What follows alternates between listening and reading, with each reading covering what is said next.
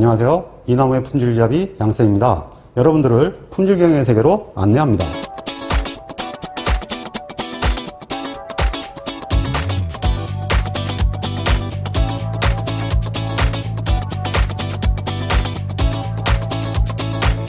안녕하세요. 이번 강의는 확률과 확률분포의 이산확률분포로 시작할까 합니다.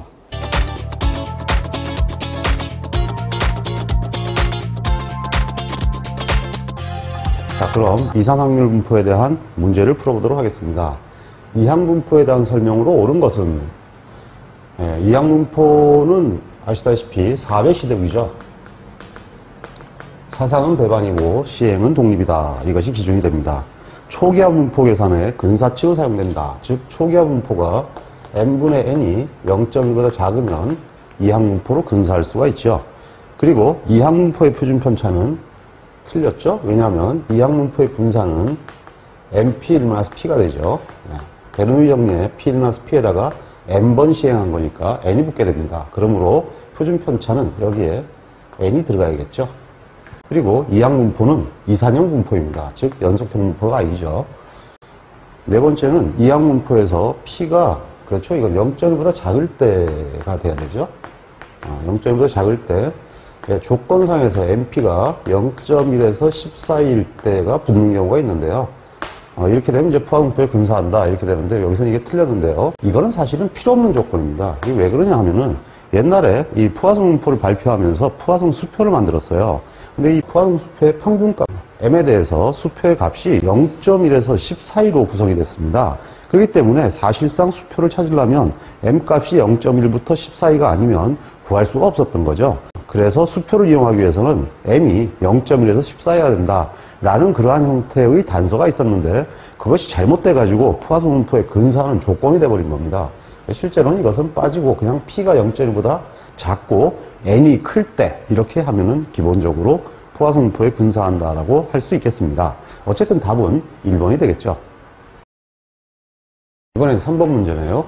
이항분포의 성질로 틀린 것은 P는 0.5일 때 평균에 관하여 대칭이다. P가 0.5가 되면 무조건 대칭이 되겠죠. 당연히. 평균과 분산은 각각 뮤가 np고 시그마 제곱이 np1-p다. 이거는 이항분포의 정의가 되죠. 그리고 P가 0.1보다 작고 n이 클수록 푸화성 분포에 근사시킬 수 있다. 이렇게 돼야 되겠죠. 그리고 P가 0.5이고 np가 5보다 크면 작은 쪽이 클 때 정규분포로 근사시킬 수 있다. 이건 맞죠? 그래서 틀린 것은 3번이 되겠습니다.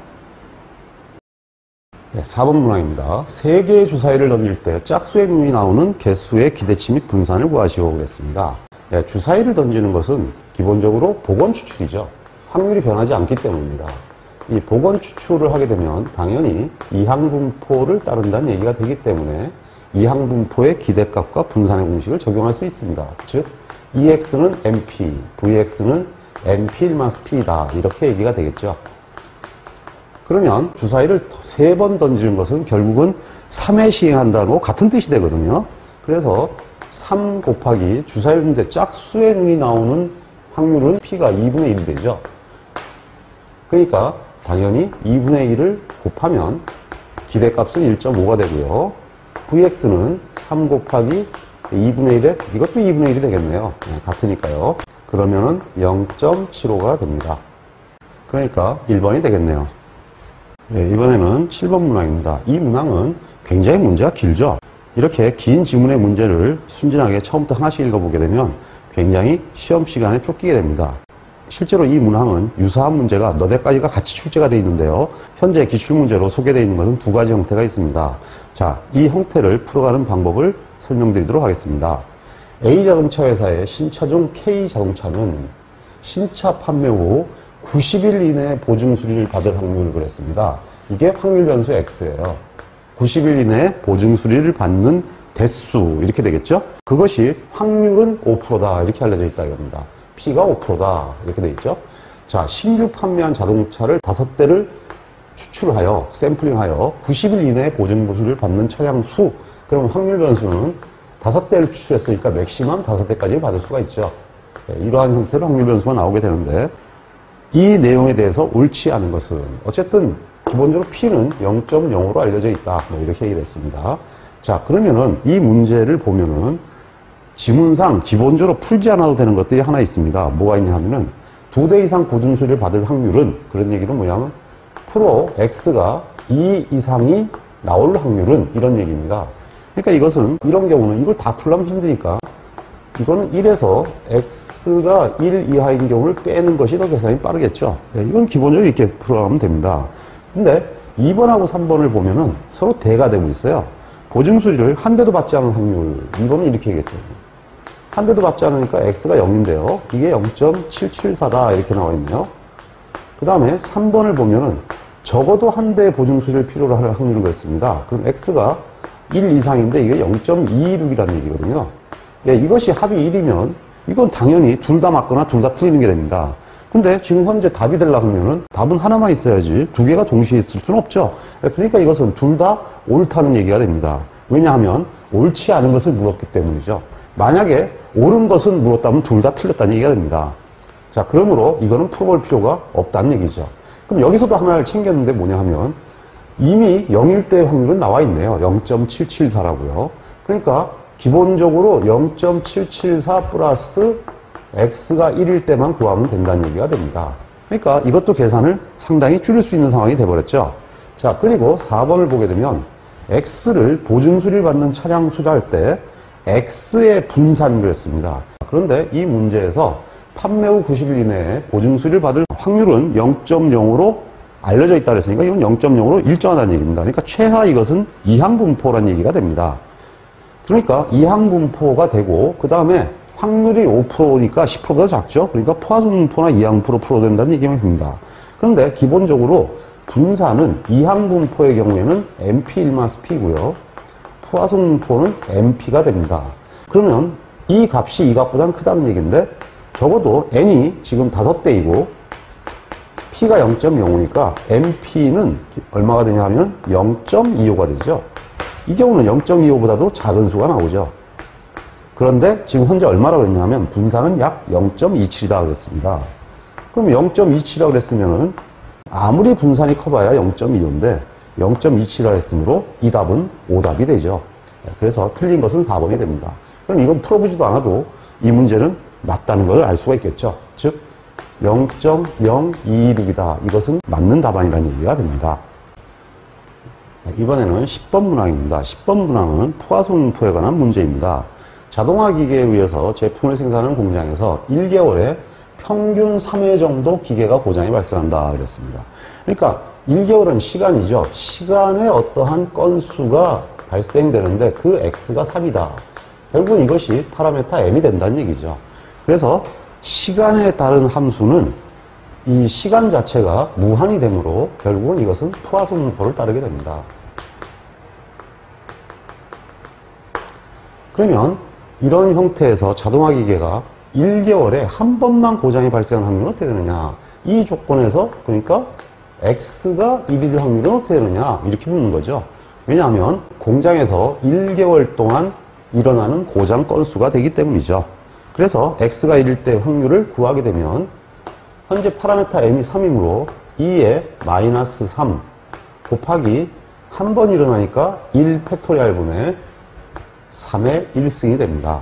그러므로 3, 2, 마이너스 3이 되겠네요. 답은 2번입니다.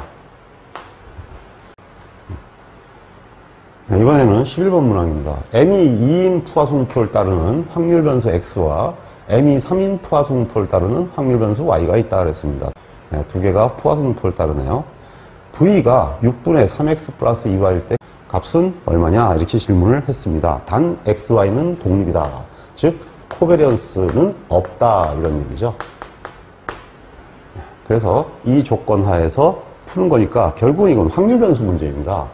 V는 6분의 3X 플러스 2Y인데 상호간이 독립이라고 그랬으니까 이것은 V 6분의 3X 플러스 V 6분의 2Y가 됩니다. 코베리언스는 없죠. 자, 그러면 이건 2분의 1이니까 4분의 1 VX가 되고요. 여기는 3분의 1이죠. 그러니까 9분의 1 VY가 되네요. 그러면 Vx가 지금 기본적으로 2라 그랬고요. Vy는 3이라고 그랬네요. 그러니까 4분의 2 플러스 9분의 3. 그러므로 0.832 됩니다. 답은 2번이죠. 이번에는 12번 문항입니다. 빨간 공이 3개, 흰 공이 5개가 들어있는 주머니다 그랬습니다.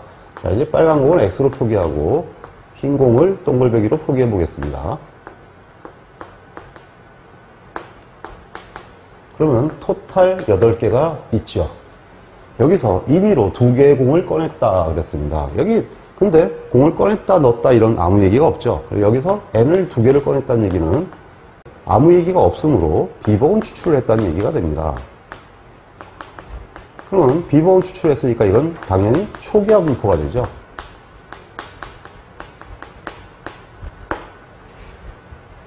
여기서 2개가 모두 흰 공일 확률을 구하시고 그랬습니다. 그러니까 2개가 다 100색에서 나와야 된다는 얘기죠. 그러면은 얘를 만약에 100색의 확률을 P라고 하면 이것이 이제 NP가 되고요. 얘가 뭐가 되겠습니까? N-NP가 되죠. 자, 그러면 X가 2개가 나올 확률, 즉 흰 공이 2개가 나올 확률인데요. 그러면 이렇게 되는 거죠. 8개에서 2개를 샘플링을 합니다. 근데 붉은 공, 뭐 이렇게 공식 따질 것도 없어요. 붉은 공은 하나도 안 나오고 흰 공 5개에서 2개가 나온다. 이러면 공식 관계없이 간단하게 쓸 수가 있죠. 자, 그러면 이건 어떻게 되냐면은 8 곱하기 7분의 5 곱하기 4가 되죠. 왜냐하면 둘이 2가 같기 때문입니다. 그러면 14분의 5가 되겠네요.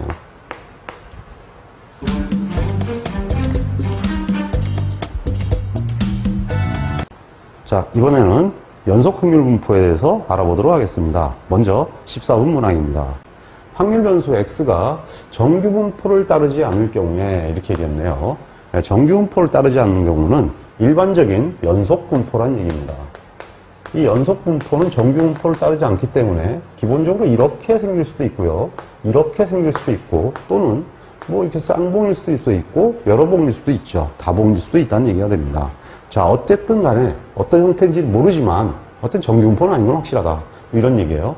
이때 평균으로부터 관리하고자 하는 규격이 표준 편차의 3배 거리에 있을 때 이렇게 얘기했습니다. 이때 뭐가 되든 간에 어떤 U 값은 있을 거예요. 그 다음에 여기서 어떤 형태였든 간에 K 시그마 거리만큼 떨어진 위치에 있을 때 결국 뭐 이런 형태의 면적일 수도 있고 이런 면적일 수도 있다는 얘기겠죠. 이럴 경우에 전체의 원소가 포함될 확률이 얼마냐 이렇게 묻는데요. 이때는 대개가 최소 확률이 얼마냐 이렇게 묻게 됩니다. 최소 확률이 얼마냐고 묻는 이유는 아무리 분포가 정규 분포가 아니더라도 최소 이만큼은 포함되어 있다라고 나온 논문이 있기 때문입니다. 그 내용을 정리하신 분을 체비셰브라고 합니다.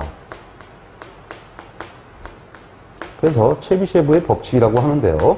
이분의 얘기에 의하면 U 플러스 마이너스 K 시그마 내에 확률 변수 X가 존재할 확률은 1 마이너스 K제곱분의 1보다 크다. 이렇게 알려져 있습니다. 그러니까 현재 문제가 3배 거리에 있을 때라 했으니까 U 플러스 마이너스 3 시그마가 되죠. 그러면은 이것은 1 마이너스 3의 제곱분의 1보다는 더 많이 있다는 얘기가 되니까 9분의 8이 되네요.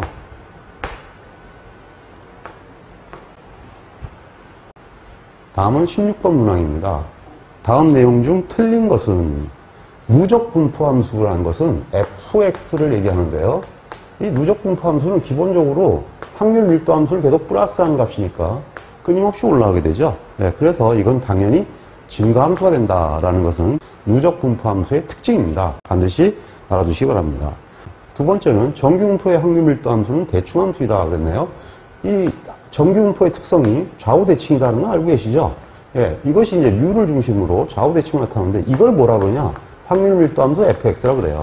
그러니까 당연히 확률 밀도 함수는 좌우 대칭이 되죠.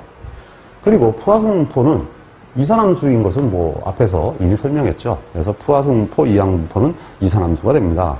그리고 우측으로부터 연속이다 이렇게 얘기했는데요. 이게 우측으로부터 연속이라는 얘기가 이쪽에서 연속이다 이런 얘기가 됩니다. 근데 기본적으로 이게 이쪽에서부터 연속이 아니고 이쪽에서부터 이렇게 분포가 올라가죠. 그래서 틀린 얘기로 이것으로 되어 있습니다. 근데 여기서 이제 우측이라는 거에 대해서 개인적으로 좀 헷갈릴 수가 있어요. 왜냐하면은 제가 여기서부터 우측이라고 했는데 이건 사실은 보는 방향이 우측이지 이걸 이쪽에서 바라보게 되면 이건 좌측이 됩니다. 그래서 저것을 틀리게 하려고 하면 우측보다는 이게 상측이다 이렇게 써주면은 이쪽이 이제 높은 측이니까 상측에서부터 연속이다 그러면 하측에서 연속으로 가지 상측에서 연속이라는 표현은 안 하니까 좀 틀렸다고 보면 명확화될 수 있을 것 같은데 이 용어도 사실은 좀 바뀌어져야 할 것 같습니다. 자, 이번에는 17번 문항입니다. 600명으로 이루어진 어떤 학년의 학생들의 키는 평균이 175이고 표준 편차가 6인 정규분포를 따른다 그랬습니다. 그러면 이걸 먼저 그림으로 그려보면 이렇게 된다는 얘기죠. 네, 평균이 175이고요. 표준 편차가 6이다. 이런 얘기가 되죠. 네, 그리고 이것은 확률 변수 X가 되는데요. 이때 190 이상의 학생은 전체 얼마냐? 이 확률을 구하는 게 아니라 몇 명이냐? 이렇게 물어봤죠. 자, 그러면은 기본적으로 이것을 수식으로 만들어 풀 수도 있겠지만 일반적으로 수식이 좀 익숙치 않으면 어차피 표준화 상수 G로 바꾸는 거니까요. 그냥 190을 무시하면 그만입니다. 그래서 190을 무시하라 이래 버리면 끝나죠. 그러면 이게 190 마이너스 평균 175에 표준 편차 6으로 나누면 2.5가 됩니다. 그러면 여기에 보시면 이러한 형태가 나와 있죠. 0에서 2.5까지. 이거는 당연히 평균이니까 제로로 취향이 됩니다. 그러면 0에서 2.5까지를 모두 더한 값이, 즉 확률이 0.4937이다 이렇게 돼 있어요. 그럼 결국은 얘가 0.4937이다 이런 얘기가 됩니다. 그러면 이 확률은 어떻게 됐습니까? 이 확률은 당연히 0.5 마이너스 0.4937이 되죠. 그러니까 0.0063이 되겠네요. 자, 근데 여기에 해당되는 학생이 600명이라고 했습니다. 600명이라고 했으니까 600명 중에서 0.63%만 190 이상이라는 얘기죠. 그래서 600 곱하기 0.0063 이렇게 하면 3.78명이 나옵니다. 그러니까 이 이상이 3.78명이니까 4명은 나올 수 없죠. 그래서 3명이다 이렇게 답을 하게 됩니다. 만약에 이게 주관식에서 이 경우는 4명이라고 써도 사실은 틀렸다고 하기가 좀 어렵습니다. 실제로 이것이 주관식에 나오면 4명이라고 쓰시는 학생도 있습니다. 그런데 이 경우는 답지에는 이제 3명이라고 되어 있는데 대부분 이런 경우에 사실 4명이라고 해서 틀렸다고 하기엔 좀 그렇거든요. 왜냐하면 이게 3명일지 4명일지 사실 어떻게 알겠습니까? 왜냐하면 이쪽 시각으로 보면 3명인데 이쪽 시각으로 보면 4명이 되죠. 그래서 객관식 문제 같은 경우에는 대개 4명이 나오지를 않죠. 주관식에서도 4명이라고 답을 해도 채점하는 교수님들이 알아서 맞게 해줄 거니까 너무 그런 거에 대한 스트레스는 받지 마세요. 자, 그러면 18번 문항을 풀어보도록 하겠습니다. 공정의 평균치가 28이고요. 여기가 28이네요. 그리고 모표준 편차가 10으로 알려져 있는 공정에서 공정이 관리 상태일 때 규격 상한이 여기가 40입니다. 40이 넘는 제품이 나올 확률은 어떻게 되느냐? 그러면 이제는 다른 걸 안 써도 여기상에서 그림상에서도 바로 구할 수가 있습니다. 얘만 무시하면 됩니다. 40을 무시하면 28 나누는 게 10이 되죠. 그러면 1.2가 나오죠. 예, 그러면 여기가 이제 G값이 1.2라는 얘기인데요. 여기 보면 표가 나와 있죠. 1.2가 나와 있네요. 그럼 이때의 확률이 0.115이라고 되어 있는데 이쪽 확률은 아닌 거 아시겠죠? 네, 이쪽 확률이 당연히 0.1151 되죠. 왜냐하면 이쪽이라면 최소한 50% 넘어야 되지 않겠습니까? 그래서 이것이 0.1151이라는 얘기가 됩니다. 문제가 40을 넘는 제품이 나올 확률을 그랬으니까 그냥 이게 확률이네요. 그래서 0.1151이다 이렇게 얘기가 되죠. 자, 근데 이렇게 풀 수도 있지만은 그래도 좀 있어 보이게 풀 수도 있어야겠죠. 만약에 수식으로 푼다면 이렇게 됩니다. 프로 어떠한 값 x가 규격 40을 넘는다 이렇게 얘기가 되는 거죠. 어떠한 확률 변수 x가 규격 40을 넘는다. 그러면은 이 자체를 풀라 그러면 x를 치환합니다. 무엇으로 치환하냐 하면 표준화 상수 g로 치환하는 거예요. 그러면 u도 표준화 상수 g로 치환하는 게 되겠죠. 그래서 얘를 무시하라 이렇게 얘기했던 거죠. 그러면 이거는 이제 한 번만 이렇게 쓰면 되고 그 다음부터는 이렇게 쓰는 사람은 없어요. 그냥 어차피 G가 되기 때문이죠. G를 뜻하는 용어예요. 그러면 U가 40이고요. U가 28이고 표준편차가 10이니까 이거를 계산하면 G는 1.2보다 크다 이렇게 되는 거죠. 그러면 이제 이 값이 해당되니까 2.2보다 큰 거는 당연히 이거는 뭐 0보다 크면 50%인데 1.2보다 크면 50%가 훨씬 작아야 되겠죠. 결국은 저거 그냥 그대로 읽으라는 얘기 아니겠습니까? 0.115이다 이렇게 구하게 되는 거죠. 자, 그래서 이렇게 구하는 것이 원래 수학적으로 풀어가는 방식이지만 시험에서 잘 모르시면 그냥 저처럼 이렇게 그림에다가 풀어도 전혀 문제가 되지 않으니까 편한 방법으로 하시기 바랍니다. 자, 이번에는 20번 문항입니다. 어떤 부품에서 제조되는 부품의 특성치가 3.10과 0.02를 따르는 정규분포를 따르며 공정은 안정상태에 있다 그랬습니다. 부품의 규격이 이런 경우에 공정이 발생되는 부적합품의 발생률은 얼마냐, 즉 시쳇말로 불량률이 얼마냐 이렇게 질문하고 있는 거죠. 자, 그러면 이런 경우는 그림을 그리는 게 일단은 먼저 제일 편안합니다. 평균이 3.10이고요. 표준편차가 0.02죠. 네, 이렇게 되고 기본적으로 규격이 3.1을 중심으로 이 값은 3.139가 되고요. 이 값은 대칭 값이네요. 3.1 마이너스 0.0392. 이렇게 이제 대칭이 됐다는 얘기는 이것이 이제 확률 변수 X라는 얘기인데요. 양쪽을 다 풀 필요가 없다는 얘기가 됩니다. 그냥 어차피 대칭인데 뭐하러 두 개를 다 풀겠습니까? 그럼 하나만 풀면 되는 거죠. 즉 이걸 수식을 쓰면 불량률은 확률 변수 X가 규격 상한보다 크거나 확률 변수 X가 규격 하한보다 작다. 뭐 이렇게 쓰게 되는 거죠. 예, 그래서 이렇게 되는데 여기서 그냥 알아서 이렇게 쓰면 된다는 얘기입니다. 프로 X가 규격보다 크다의 2배. 뭐 이러면 그냥 된다는 얘기죠. 왜냐하면 어차피 대칭인데 뭐하러 계산을 두 번을 하겠습니까? 그래서 뭐 이런 형태로 풀어도 되고 이런 형태로 풀어도 되는데 그냥 지금은 편하게 이렇게 한번 풀어보도록 하겠습니다. X를 G로 보내면 얘만 무시하면 끝납니다. 당연히 3.1392를 평균 3.1을 빼고 표준 편차를 0.02로 나누는 거니까 1.96이 되죠. 그러므로 2.5%라는 얘기가 됩니다. 그러니까 이쪽도 2.5%가 되죠. 그러면 5%가 됩니다.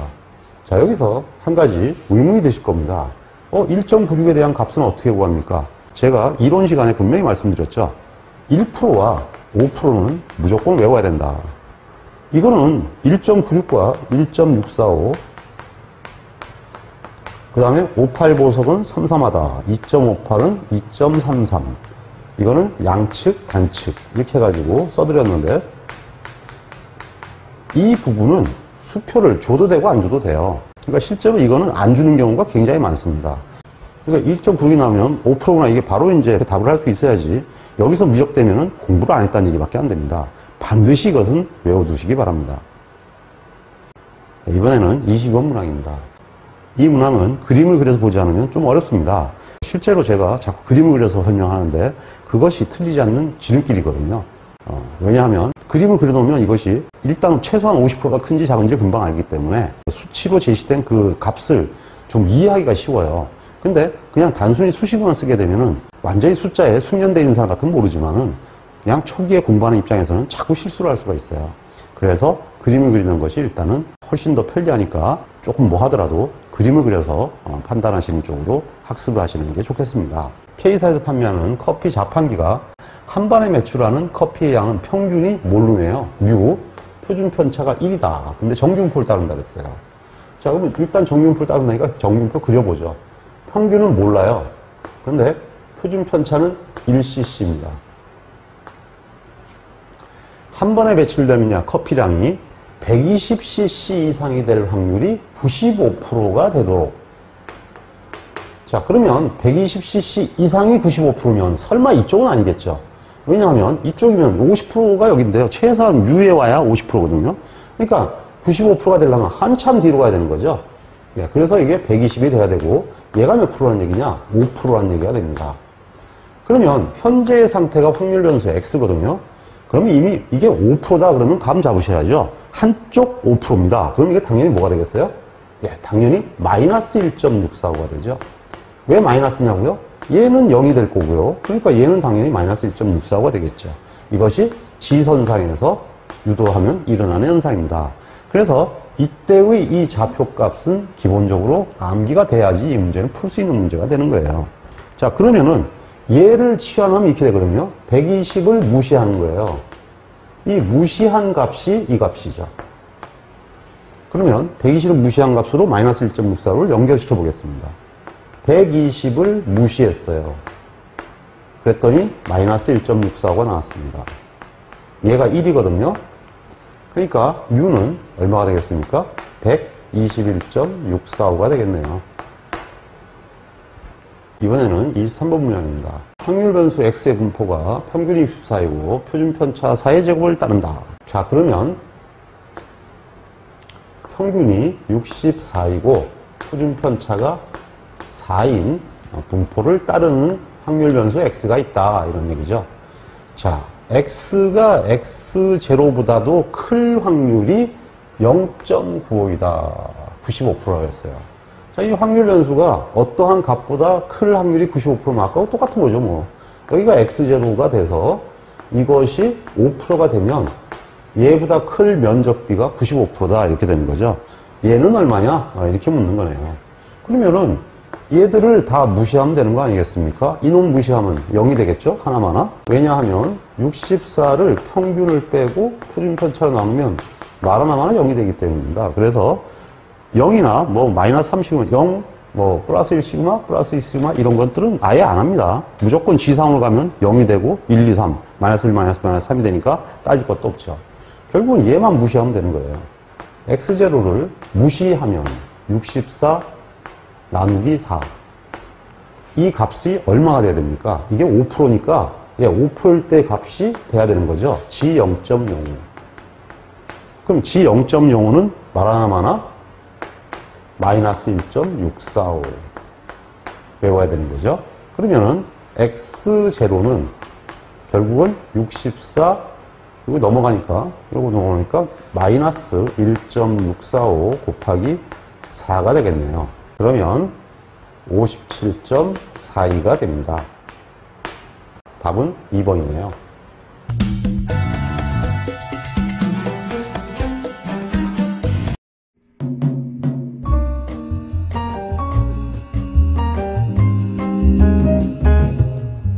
품질을 계산하는 것은 우리에게 매우 중요한 과제입니다. 품질을 계산하기 위해서는 반드시 측정이라는 과정을 거쳐야 합니다. 측정할 수 없으면 계산할 수 없기 때문입니다. 우리는 통계적 품질 관리를 통하여 측정 기술을 배우고 있습니다. 끝까지 학습하셔서 훌륭한 품질 엔지니어가 되시기를 기원합니다. 홍콩 파이팅!